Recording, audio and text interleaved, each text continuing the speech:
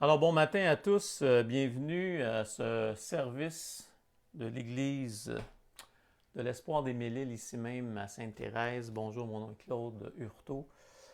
Salut à tout le monde. J'espère que ça va bien pour vous. Ce matin, on va commencer avec une prière. On va prier pour notre sœur Lucille et puis Denis.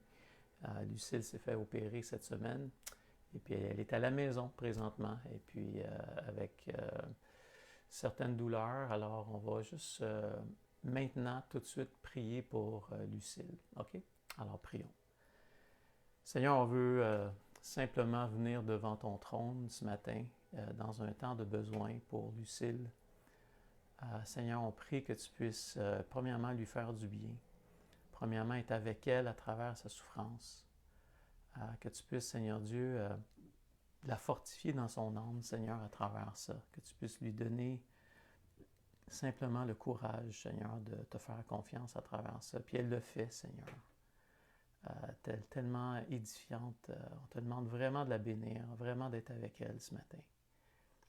On prie aussi pour Denis, Seigneur, que tu puisses aussi apaiser son cœur, que tu puisses vraiment mettre ta main sur lui aussi. Bénis-le aujourd'hui pendant qu'il travaille. On veut juste les remettre entre tes mains, Seigneur. Mets une protection sur leur vie. Merci pour leur portion, merci pour leur vie devant toi, puis bénis-les abondamment aujourd'hui. Dans le nom précieux de ton Fils Jésus, on prie. Amen. Alors, je vous encourage aussi en même temps de pouvoir continuer à prier justement pour Lucille, qui s'est fait opérer cette semaine, et Denis. Alors, on va les garder en prière cette semaine. Alors, simplement aussi pour vous mentionner que cette semaine, on a parlé encore une fois avec le centre culturel et puis le centre culturel où normalement on fait l'église sont effectivement, ils vont être fermés jusqu'à la mi-août. Alors, normalement, on reviendrait dans nos locaux, normalement, je dis bien, vers la fin d'août. Alors, mais d'ici là, peut-être si Dieu voulant, si Dieu ouvrait les portes avant, ça serait vraiment hâte. En attendant, on a réservé une date pour faire un pique-nique, pour un prochain pique-nique, donc le 13 juin, donc à midi.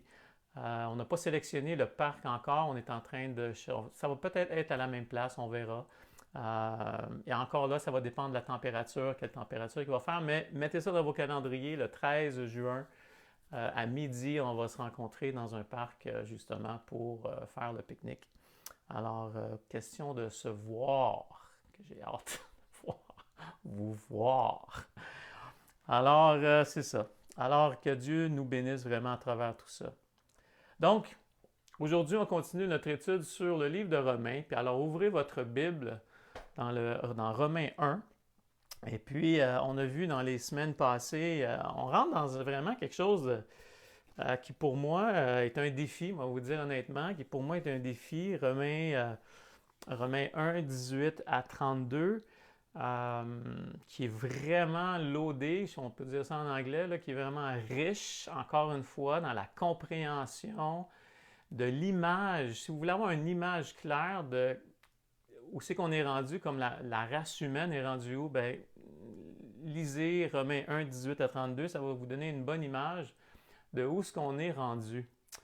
Et la semaine passée, on a parlé donc de la colère de Dieu. Le verset 18 commence avec justement cette phrase, donc parce que la colère de Dieu se révèle du ciel. Et donc, on a parlé justement de qu'est-ce que c'était la colère, colère future, colère présente. On a parlé un peu de ça, la colère présente qui est révélée comme Dieu qui va livrer les gens à eux-mêmes, dans le sens qu'ils décident pour eux-mêmes de faire contraire à ce que Dieu demande. Et donc, ça fait partie d'un type de colère. Donc, ce n'est pas juste une colère, encore une fois, qui est incontrôlable. Au contraire, Dieu, sa colère est contrôlable, contrairement à nous, souvent, qui a un débordement de colère. Et là, on va déborder, puis on va dire plein de trucs. Mais Dieu, dans sa colère, est très minutieux ou très précis dans l'application de cette colère-là. Donc, on a vu qu'est-ce que la colère. On a vu aussi le pourquoi de la colère, Romains 3, verset 18. On a fait comme un petit résumé de Romains 3, 18, que c'est la crainte de Dieu n'est pas devant leurs yeux. Donc, on a vraiment mentionné comment que le côté révérencieux, si on peut dire ça comme ça, il manque donc de révérence. Ils n'ont pas justement la crainte de Dieu. Et donc, qu'est-ce qu'ils vont faire? Bien, la race humaine, du début jusqu'à la fin, va sous-presser la vérité. Donc, même si l'évidence de l'existence de Dieu est dans la nature clairement établie du matin au d'où qu'on se lève, qu'on ouvre nos yeux, et on voit donc la création. Et donc, on peut dire qu'en arrière de cette création, comme une peinture, cette peinture a un dessinateur, a un peintre en arrière de cette peinture. Et là, on peut continuer à dire livre. Il y a un livre, il y a un auteur qui a écrit ce livre-là, il n'est pas apparu comme ça de rien. Donc, la nature révèle la puissance de Dieu et les gens de toute race, de toute tribu, sur la planète entière sous-pressent cette vérité.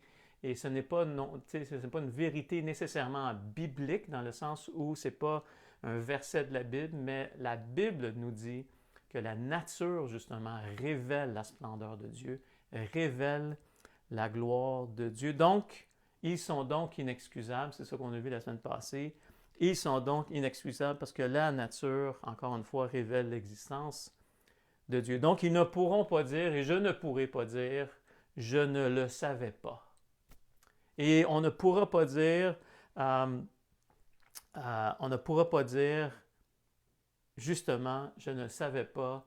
Puis il me semble que tu aurais pu être plus clair, Dieu, tu sais, il me semble que tu aurais pu être plus clair. À tous les matins, on s'ouvre les yeux. Et juste ça, c'est un miracle de voir. Tu sais, on fait juste penser 2 petites secondes. Faites juste penser à ça ce matin.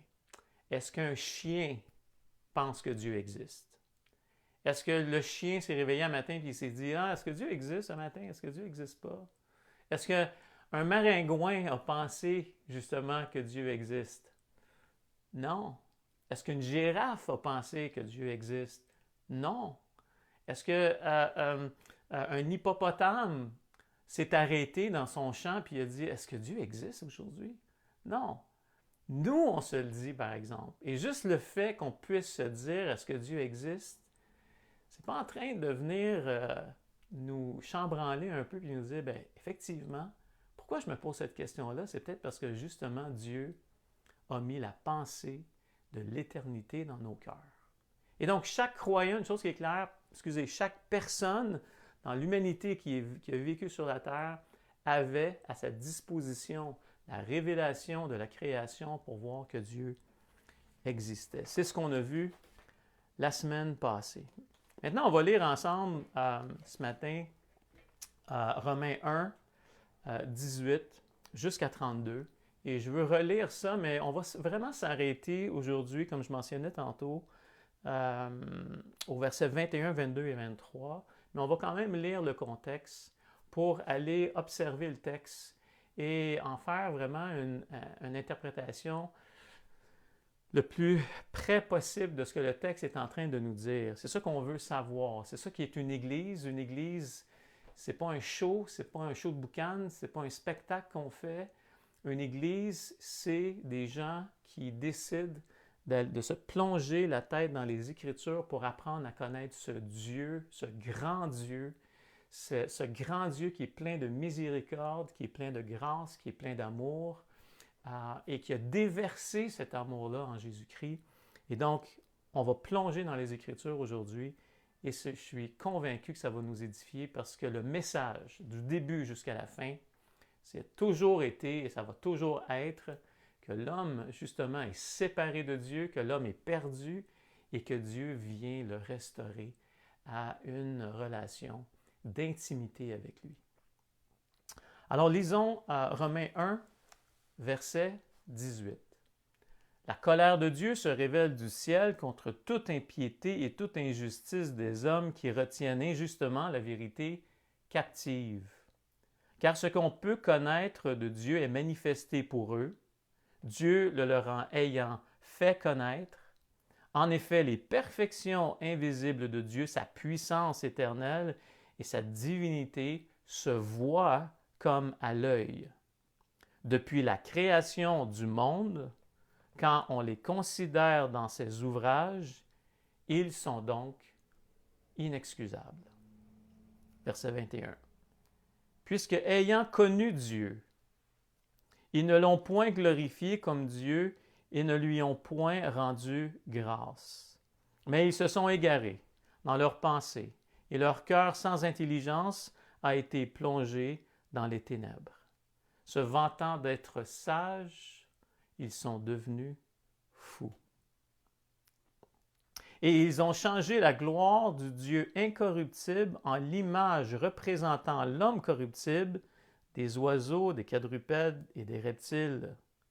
C'est pourquoi Dieu les a livrés à l'impureté selon les convoitises de leur cœur, en sorte qu'ils déshonorent eux-mêmes leur propre corps, eux qui ont changé la vérité de Dieu en mensonge et qui ont adoré et servi la créature au lieu du Créateur, qui est béni éternellement. Amen. Verset 26, c'est pourquoi Dieu les a livrés à des passions infâmes, car leurs femmes ont changé l'usage naturel de celui en celui qui est contre nature, et de même les hommes, abandonnant l'usage naturel de la femme, se sont enflammés dans leurs désirs les uns pour les autres, comme étant homme avec homme des choses infâmes, et recevant en eux-mêmes le salaire que méritait leur égarement.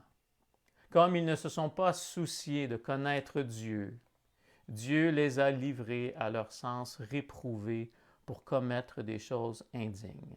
Étant remplis de toute espèce d'injustice, de méchanceté, de cupidité, pleins d'envie, de meurtre, de querelles, de ruses, rapporteurs, médisants, impies, arrogants, hautains, fanfarons, ingénieux au mal, rebelles à leurs parents, dépourvus d'intelligence, de loyauté, d'affection naturelle, de miséricorde.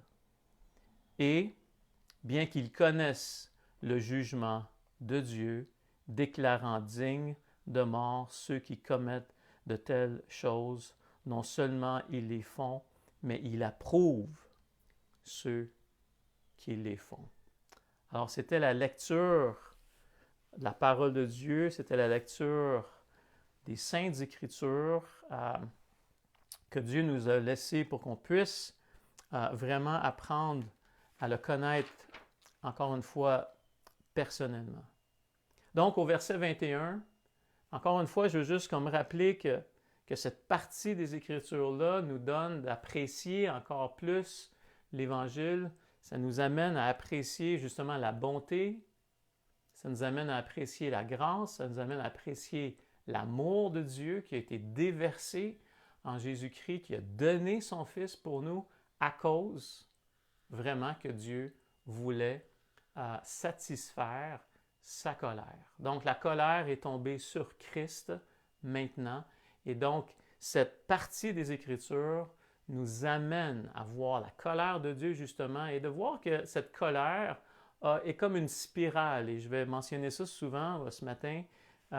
C'est comme une spirale, ça commence avec une attitude comme on a vu la semaine passée, une attitude de ne pas craindre Dieu, d'être irrévérencieux devant Dieu, de s'en foutre un peu, de le mettre de côté.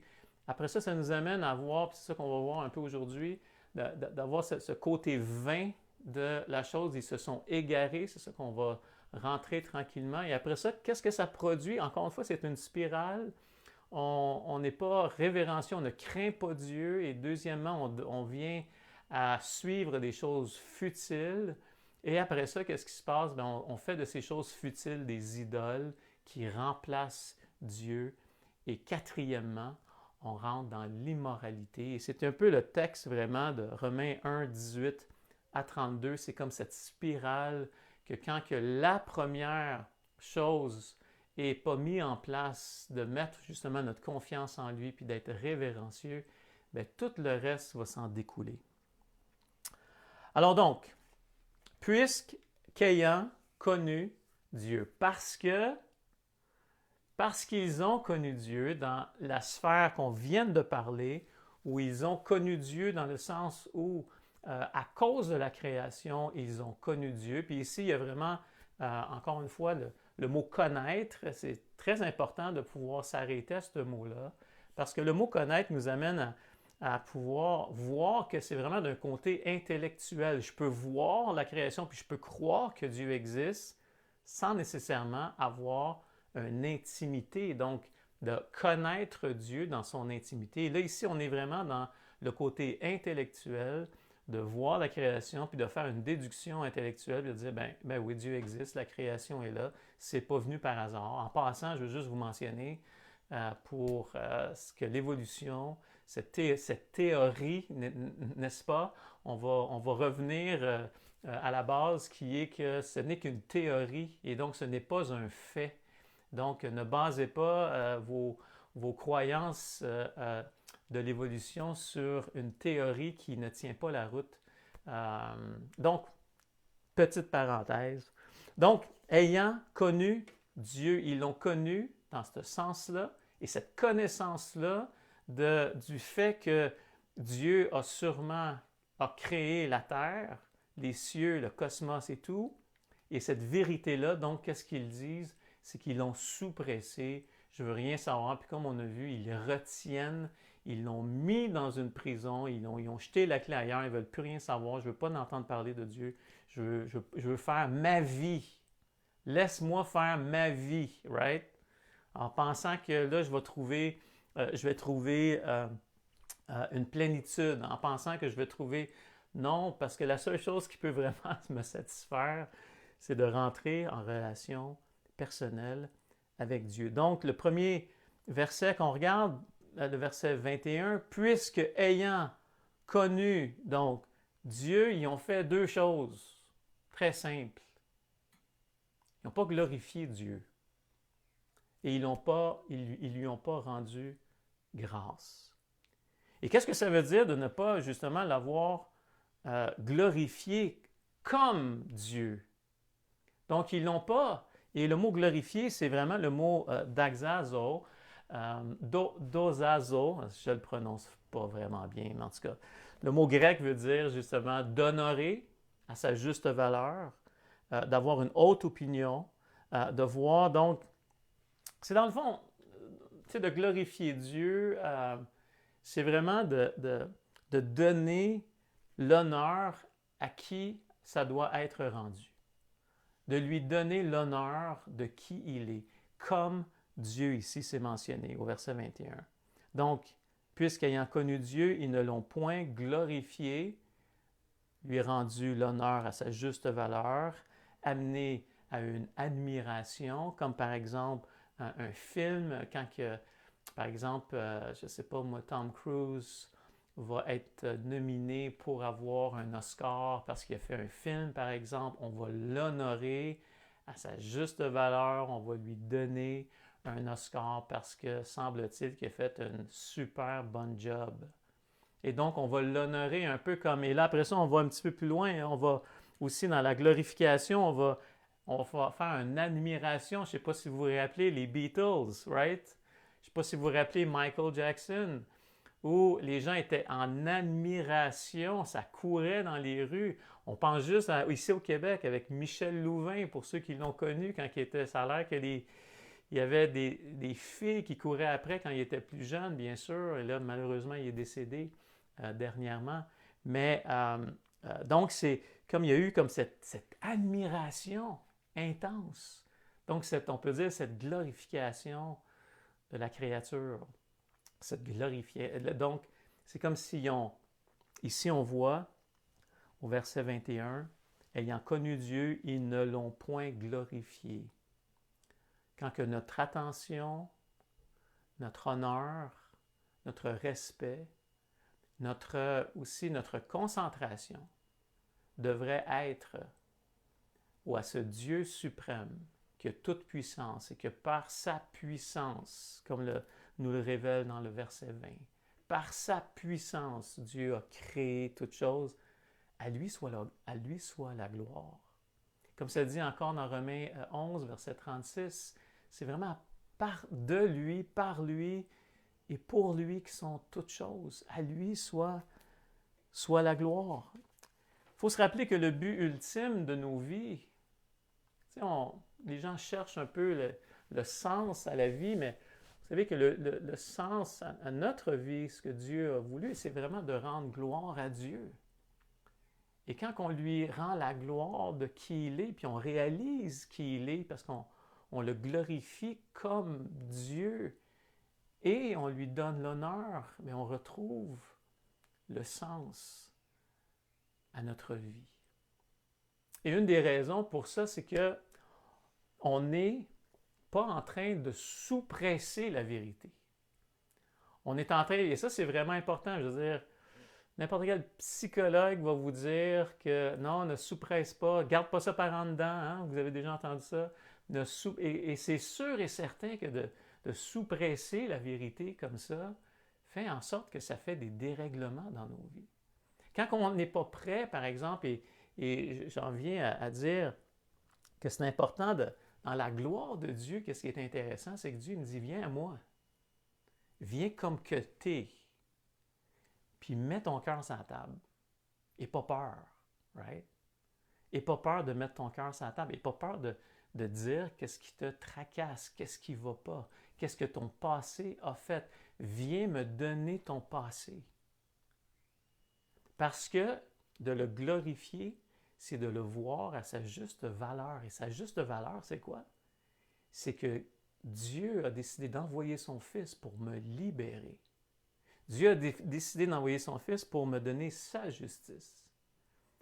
Venez, vous tous à moi, vous tous qui êtes fatigués et chargés, et je vais vous donner le repos.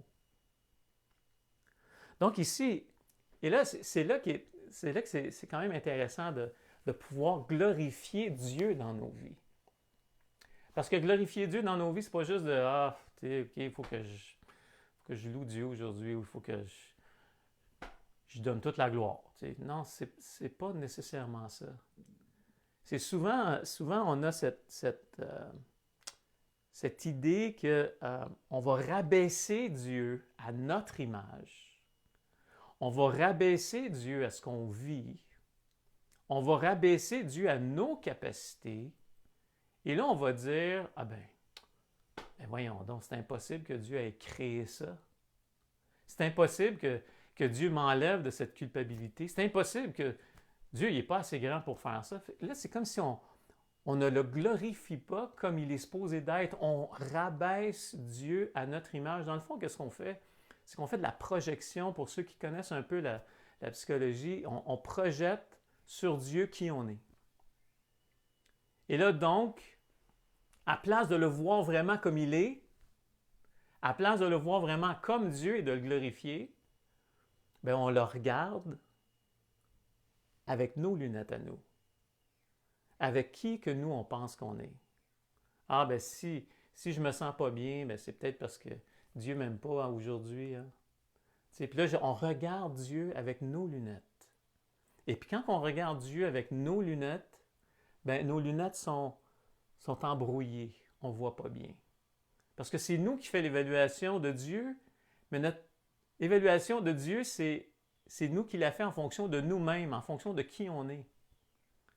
Et la glorification de Dieu, encore une fois, c'est de voir Dieu à sa juste valeur. Qu'est-ce que Dieu déclare? C'est de mettre les lunettes de la parole de Dieu. Qu'est-ce que Dieu dit de Dieu? Qu'est-ce que les Écritures disent de Dieu? Et là, on met nos lunettes. Ah oui, c'est vrai. Dieu m'aime, puis il a prouvé son amour dans Romains 5, verset 8, parce que lorsque j'étais un pécheur loin de lui, Dieu a donné son Fils pour moi. Donc, la conclusion, c'est que je dois avoir une grande valeur. Je dois avoir une immense valeur parce que Dieu a donné la prunelle de ses yeux sur cette terre pour que je puisse apprendre à le connaître. Quand même assez intéressant. Donc, la gloire de Dieu, souvent, malheureusement, ils ont décidé de ne pas rendre la gloire à Dieu comme Dieu est, et donc ils ont rabaissé Dieu à leur propre image, et là, ils prennent des décisions. À partir de ce moment-là, c'est là que ça se gâte. C'est que mon évaluation et ma façon de marcher avec Dieu est en fonction de moi, et pas en fonction des Écritures, et pas en fonction de ce que Dieu déclare. Et donc là, à ce moment-là, c'est là que ça se gâte. Et c'est là que mes yeux deviennent de plus en plus obscurcis. Donc, souvent, on va faire la projection. Encore une fois, si on veut avoir une bonne image de la race humaine, lisons Romains 1, 18 à 32, puis vous allez voir vraiment une bonne image de qui on est, vraiment, sans Dieu. Qu'est-ce que ça produit, ça? De ne pas glorifier Dieu comme étant comme Dieu dans tous ses attributs, dans tout ce qu'il est vraiment. Et donc, la vie chrétienne aujourd'hui, c'est pas de s'épanouir, puis c'est pas de devenir vraiment épanoui, puis d'être zen, puis de tout. Non, non. C'est d'apprendre à découvrir qui est Dieu dans la réalité de chacune de nos vies. C'est de découvrir vraiment qui est Dieu, de se rapprocher de ce Dieu. C'est plus maintenant si je suis béni ou pas béni, c'est plus si... Non, c'est peu importe si je suis béni ou pas béni. Peu importe si ça va pas bien. Puis je sais que des fois, c'est tough. Justement, on pense à Lucille qui vient de se faire opérer. C'est pas facile, c'est tough. Mais à travers ça, Dieu est présent. À travers ça, Dieu, encore une fois, on va le glorifier comme Dieu. On va lui rendre toute la gloire à travers tout ce qu'on peut vivre. Puis on sait que des fois, c'est vraiment pas jojo. Je vous l'avoue, on va se l'avouer. Et là, après ça, ben, il y a cette suite. Je glorifie Dieu, j'apprends à le connaître à sa juste valeur, du moins selon ce que je comprends des Écritures et ce que j'apprends de jour en jour. Donc, on grandit de maturité en maturité, on apprend à le connaître, on apprend à avoir un bon fondement. Donc, donnons-nous le temps d'avoir des bons fondements, donnons-nous le temps de gérer aussi notre culpabilité, donnons-nous le temps de gérer notre passé avec l'œuvre accomplie de Christ. Donnons-nous le temps de grandir. Et Dieu est patient avec nous. Dieu est patient. Donc, quand je glorifie Dieu, quand je vois Dieu comme il est, qu'est-ce qui se passe? Mais là, qu'est-ce que le texte nous dit ici? Ils ne l'ont point glorifié comme Dieu et ne lui ont point rendu grâce. Je ne peux pas rendre grâce à Dieu si je ne le connais pas. Je ne peux pas rendre grâce à Dieu si je ne l'ai pas premièrement glorifié, dans le sens si je ne l'ai pas reconnu à sa juste valeur. Sinon, je vais remercier quoi? Du vent? Et souvent, souvent dans notre... souvent, qu'est-ce qui arrive, c'est que justement, le fait que je ne glorifie pas Dieu, on se crée des religions, on se crée des rituels, puis on ne sait plus pourquoi qu'on fait ce qu'on fait. Et là, à un moment donné, on devient sec, on devient plus de vie, on devient comme des gens justement qui ne rendent plus grâce à Dieu. Parce qu'ils ne voient plus Dieu dans leur vie, ils voient juste le rituel, ils voient juste la religiosité de leur vie. Ils voient juste qu'il faut faire ci puis qu'il faut faire ça, mais ils ne voient plus Dieu dans le décor. Et donc, le résultat de ça, c'est vraiment de lui rendre grâce. Donc, ils n'ont pas fait ça. Parce qu'ils ont sous-pressé la vérité, ils n'ont pas vu Dieu comme il est et ils n'ont pas remercié Dieu pour ce qu'il a fait. Mais, et là c'est là qu'il y a le chiffre dans le verset, mais ils se sont égarés. Donc, ils n'ont pas fait ça, mais, et là je vais le lire encore, et ne lui ont point rendu grâce, mais ils n'ont pas fait ci, puis ils n'ont pas fait ça, ils n'ont pas glorifié Dieu, ils ne l'ont pas mis en premier dans leur vie, comme c'est supposé, puis ils n'ont pas remercié, mais qu'est-ce qui est arrivé par la suite? Ils ont tellement sous-pressé qu'ils se sont égarés. Ils ont tellement caché la vérité, ils ont retenu la vérité, ils l'ont sous-pressé, puis là, qu'est-ce qui se passe? Ils se sont égarés. Et qu'est-ce que ça veut dire, le mot égaré? Ça veut dire simplement vanité.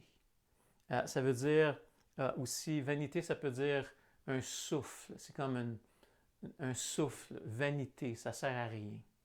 Vanité des vanités. Right? Le livre. Je me souviens plus. Là, je sais que vous le savez, vous autres. Et boy, j'ai un blanc, mais c'est pas grave. Donc, la révérence. Ils ont manqué de révérence. Après ça, ils sont rentrés dans le livre de Lamentation, c'est ça.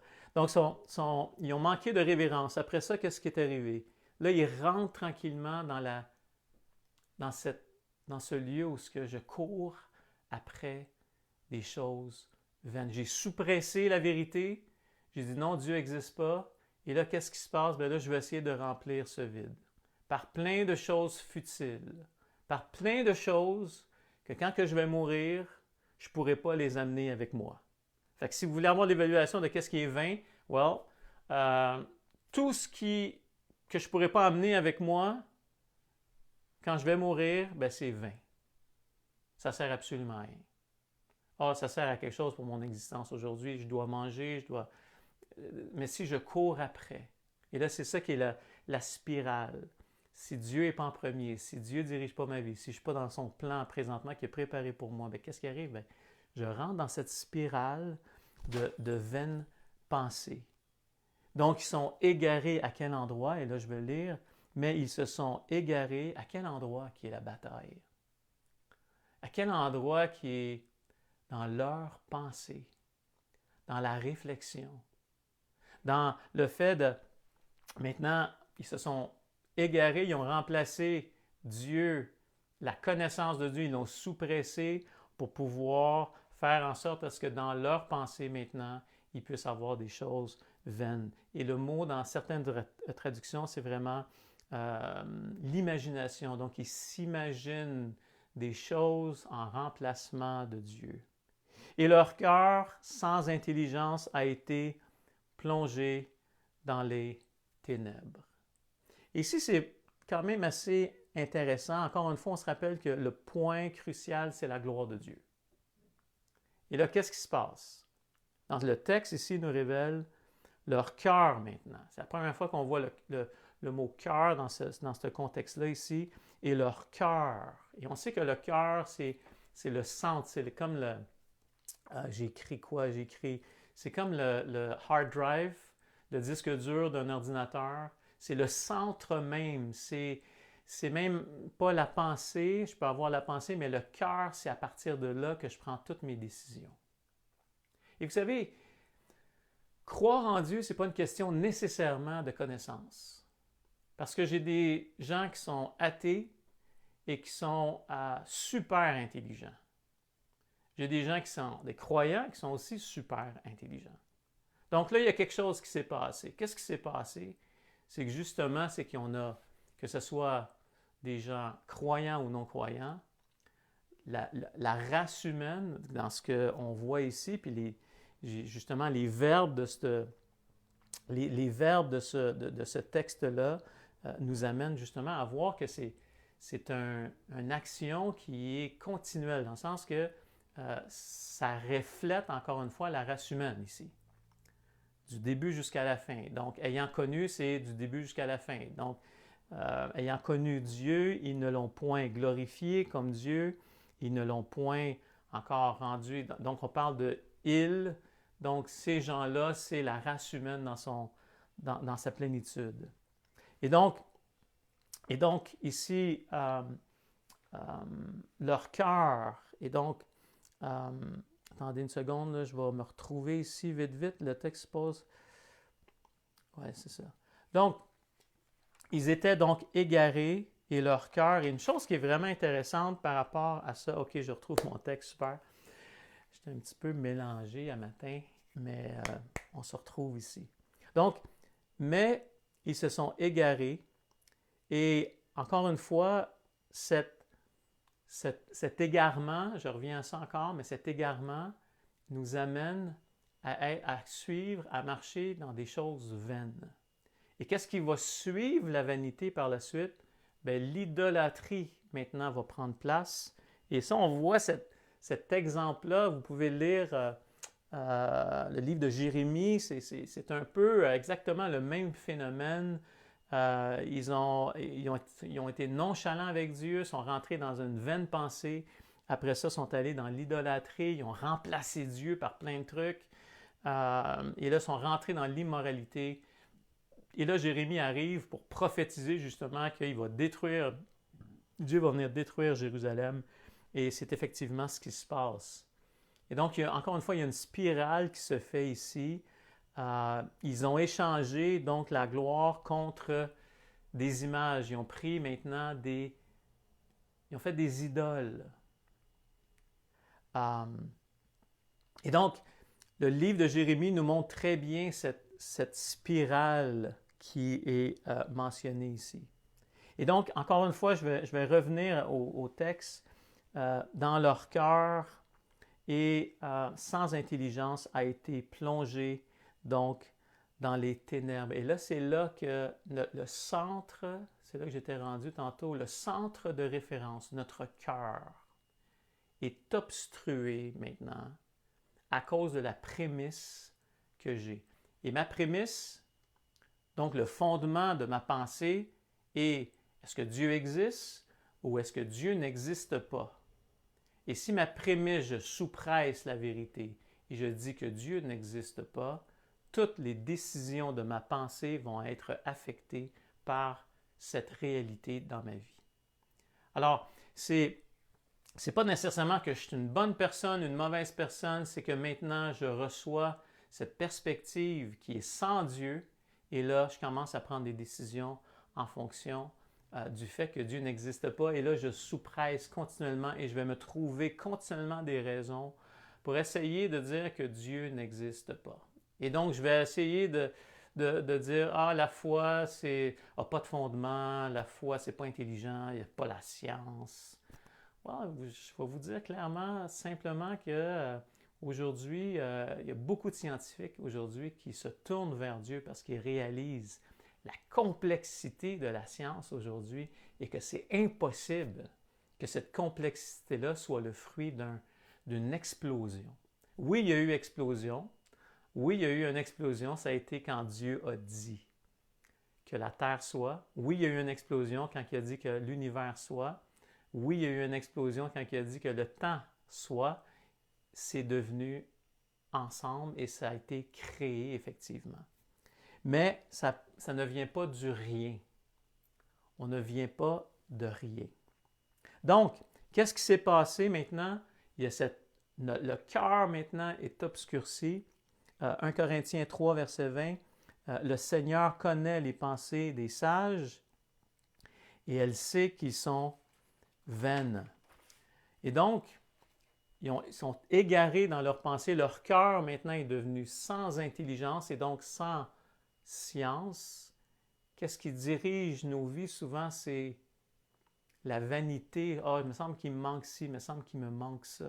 Il me semble que je devrais avoir plus de ci, puis avoir plus de ça.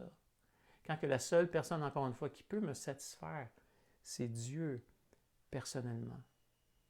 Et donc, comment ça marche, ça, justement, que le cœur est sans intelligence?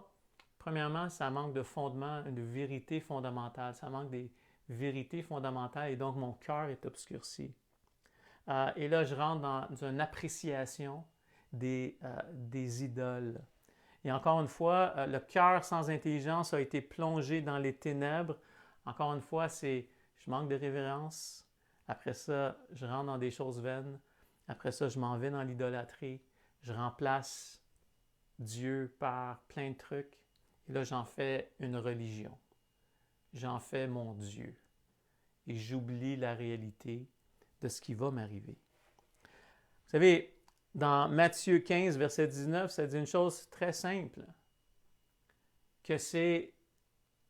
car c'est du cœur que viennent les mauvaises pensées. OK, attends une minute. Là, ce n'est pas juste des mauvaises pensées, c'est que là, il y a un cœur. Et le cœur est tortueux par-dessus toute chose. Qui peut le connaître? Et ce cœur-là, le centre de notre référence, la parole de Dieu nous dit clairement que c'est du cœur que viennent les mauvaises pensées. Donc, à quel endroit est-ce que Dieu doit travailler nos vies? C'est au niveau du cœur. Et quelle est la place la plus intéressante dans nos vies où est-ce que Dieu travaille nos cœurs? Est-ce que je rends gloire à Dieu? Ou bien je vais chercher ma gloire personnelle? Est-ce que je rends gloire à Dieu dans les décisions que je prends? est-ce que je prends des décisions en fonction de la gloire de Dieu? Ou bien, je cherche mon intérêt personnel. Beaucoup de divisions, beaucoup de querelles dans les églises du Nouveau Testament à cause, justement, Paul va dire souvent, ne cherchez pas vos propres intérêts. Revenons à la prémisse de nos décisions qui est de glorifier Dieu, de rendre la gloire à Dieu, parce que notre cœur est tortueux. Notre cœur, c'est de lui que viennent les mauvaises pensées. Donc, est-ce que mon cœur est à la bonne place? Est-ce que mon cœur est en train de glorifier Dieu? Donc, c'est plus une question d'intelligence, nécessairement, de croire en Dieu. Oui, je vais recevoir, oui, je vais entendre la parole, il va se passer quelque chose, mais c'est mon cœur qui doit être changé, c'est mon cœur qui a un vide sans fond, c'est mon cœur qui a besoin d'être rempli par le Saint-Esprit, c'est mon cœur qui doit être rempli par Dieu dans ma vie. Donc, encore une fois, Psaume 14, verset 1, ça, encore une fois, ça confirme un peu ce que je dis par rapport au cœur. L'insensé dit en son cœur, il n'y a point de Dieu. L'insensé dit en son cœur, il n'y a point de Dieu. Donc l'insensé n'est pas nécessairement stupide. Il regarde la vie avec ses lunettes embrouillées, qui n'a pas justement la prémisse de Dieu dans sa vie, et donc il prend des décisions et il croit des choses où ce que Dieu n'existe pas, et donc il devient insensé. Ça ne fait pas de sens que Dieu ne soit pas... Si Dieu n'est pas dans le décor, la vie ne fait pas de sens. Donc il devient insensé et il dit en son cœur, il n'y a point. Pourquoi c'est un insensé? Parce qu'il dit qu'il n'y a point, donc, de Dieu.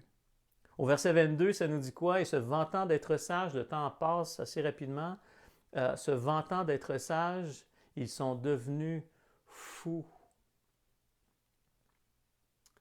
Dans Éphésiens 4, verset 18, ils ont l'intelligence obscurcie. Ils sont étrangers de la vie de Dieu. Donc, trois choses qu'on voit ici dans ce verset-là. L'intelligence obscurcie, ils sont étrangers de la vie de Dieu à cause de l'ignorance qui est en eux, à cause de l'endurcissement de leur cœur. Non, je ne veux rien savoir. Laisse-moi vivre ma vie. Donc, on voit l'obscurité donc, de leur intelligence. Ils n'ont pas d'intimité avec Dieu. Ils n'ont pas développé cette intimité avec Dieu. Ils ont sous-pressé cette connaissance intellectuelle de Dieu. Ils l'ont sous-pressé. Ils ne sont pas venus au Créateur. Ils ne sont pas venus à Christ. Ils ont donc cette pensée obscurcie. Ils n'ont pas d'intimité avec Dieu.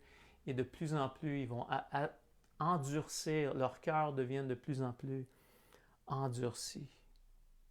Maintenant, la question dans les quelques minutes qui finit, qu'on doit se poser ensemble rapidement, c'est qu'est-ce que Dieu nous demande? Qu'est-ce que Dieu s'attend de nous? Qu'est-ce qu'on peut lire dans ces trois versets ici? Qu'est-ce que Dieu s'attend de nous? C'est une question qu'on peut se poser, puis on va renverser ça, on voit le côté négatif, ils n'ont pas fait ci, ils n'ont pas fait ça, ok, ils n'ont pas fait ci, parfait, ils n'ont pas glorifié Dieu, ils n'ont pas rendu grâce, leur pensée s'est obscurcie, etc., etc. Puis là, on rentre dans la spirale. Mais qu'est-ce que Dieu s'attend de nous, un croyant? C'est simple. Le contraire de ce qui est écrit là dans la base, dans le fondement même de ce texte, qui est ayons une révérence, premièrement, apprenons à craindre Dieu, à en avoir peur un peu, parce qu'il est tout-puissant, à mettre nos gants blancs, à se mettre à genoux peut-être un peu plus souvent, à prier peut-être devant lui, reconnaissant qui il est. Donc la première chose, c'est vraiment, à place de ne pas lui donner la gloire, donnons-lui la gloire en tant que croyant. Et ça, c'est notre marche avec Dieu. C'est d'apprendre à marcher avec Dieu, c'est de dire, OK, Seigneur, je vais apprendre à te faire confiance et je vais te rendre la gloire. À te faire confiance, pourquoi? Parce que tu es digne de confiance. Tu es digne que je mette toute mon attention vers toi. Tu es digne que que je puisse croire en toi. Parce que toi seul as les paroles de la vie éternelle, des paroles qui vont rester avec moi quand je vais mourir. L'effet de l'œuvre de Jésus-Christ dans ma vie va rester avec nous quand on va mourir. Donc, est-ce que c'est une chose vaine? Non, ce n'est pas une chose vaine. C'est une chose qui est une substance éternelle qui nous garantit notre salut quand on va mourir, quand on va se présenter devant Dieu et quand que l'avocat Jésus-Christ va se présenter devant Dieu pour nous, en notre faveur. Qu'est-ce qu'il va dire? Il va plaider notre cause. Oui, je sais, il méritait ta colère. Dieu le Père, il méritait ta colère. Mais parce qu'il a cru en moi, parce qu'il a mis sa confiance en moi, maintenant la colère que tu avais a été mise sur moi, puis j'ai pris sa place, j'ai payé sa dette. Maintenant, il peut rentrer. C'est un évangile incroyable. L'évangile est incroyable parce que crois au Seigneur Jésus, tu vas être sauvé. Je mets ma confiance en lui. Et là, ma vie va commencer à être satisfaite en Dieu. Et ma vie va changer à cause de ça. Donc, premièrement, qu'est-ce que Dieu nous demande? De le glorifier, de le voir à sa juste valeur, de le reconnaître qui il est réellement, d'avoir une bonne perspective de qui est Dieu. Si je vous demande qui est Dieu, il doit avoir quelques versets ou quelques images des Écritures voyant comme peut-être la colère, la bonté, ses attributs, donc son essence, qui il est, sa grandeur, son omnipotence, omniprésence, omnipuissance, omnipotence, je veux dire. Donc, il doit y avoir des éléments qui viennent susciter un néant de ne pas connaître Dieu. Tiens, comme je ne sais pas trop qui est Dieu. Donc, de le glorifier à sa juste valeur. Romains, encore une fois, 11, verset 36, mettez ça dans vos bloc-notes. C'est de lui, par lui et pour lui que sont toutes choses. À lui soit la gloire. Deuxièmement, donc, être reconnaissant. Qu'est-ce que le texte nous dit? Le contraire de la déchéance, c'est de rendre gloire à Dieu et de lui être reconnaissant. C'est pas compliqué. Le texte révèle ça. Donc, d'arrêter de se plaindre de notre condition comme des gros bébés. Arrêtons de, tu sais, comme ma femme des fois va me dire, est-ce que tu es en train de grandir, comme elle dit en anglais, are you like a grumpy old man? Es-tu comme un vieux monsieur là, qui va juste se plaindre à la journée longue, tu sais? Ou bien on va être reconnaissant pour les petites choses de nos vies, pour les grandes choses de nos vies. On va apprendre à être reconnaissant pour sa provision, pour le fait qu'il est attentionné à nos vies, pour sa providence, pour le fait qu'il a été en arrière de la table à dessein, puis que lui a planifié tout ça, puis qu'on est dans sa surmain. Et ça, il l'avait planifié aussi. Et donc, de remercier Dieu pour son Fils, pour Jésus-Christ qui est venu mourir à la croix pour nous, de le remercier pour la grâce de Dieu, pour le remercier pour le salut qu'il nous a donné par sa grâce. D'apprendre à être reconnaissant.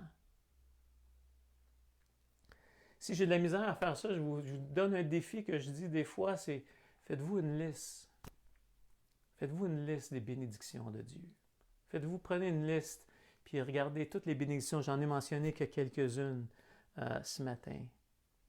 On va apprendre à regarder à ce qu'on a et non pas à ce qu'on n'a pas.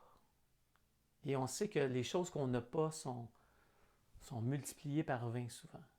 Ah, j'ai pas ça, j'ai pas ci, j'ai pas ça. Ah, j'ai été élevé de même. Ah, j'ai pas ci, j'ai pas ça. Puis là, on dit tout le temps, j'ai pas ça, j'ai pas ça. Mais soyons reconnaissants de ce qu'on a présentement. Apprenons à être reconnaissants de ce qu'on a. Troisièmement, puis je vais finir avec ça, être à un certain niveau, peu importe, à quelque part dans nos vies, de s'engager devant Dieu. À quelque part dans nos vies, de dire, OK Seigneur, je veux m'engager avec toi, je veux apprendre à marcher avec toi. Puis c'est un engagement, c'est pas juste, ça ne se fera pas tout seul. Il y a un moment donné que, OK Seigneur, je veux apprendre ta parole, donc je vais me mettre à part. Je vais apprendre à étudier qui tu es.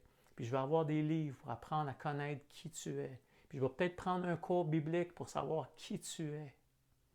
Donc, je vais m'engager dans une église locale où ce que je vais pouvoir, à quelque part, contribuer à ce que l'Évangile puisse être communiqué à travers le monde.